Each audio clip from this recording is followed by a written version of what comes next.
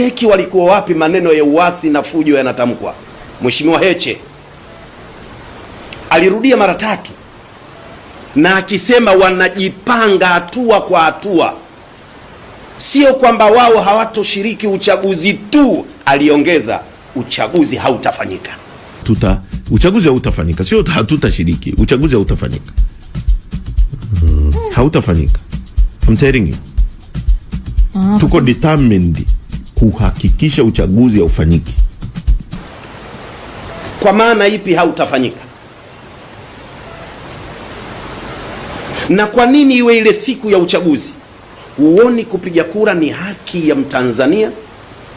Ukienda kuvuruga uchaguzi, huoni kwamba umekwenda kumnyang'anya mwingine haki? Unadai vipi haki namba 1 unasahau na haki ya namba 2?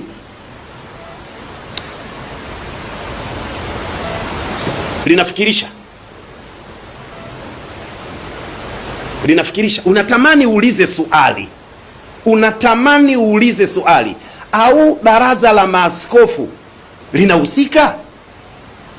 Unatamani uulize swali, na inawezekana sivyo, lakini mapito wanayopita baraza la maaskofu inatutia mashaka.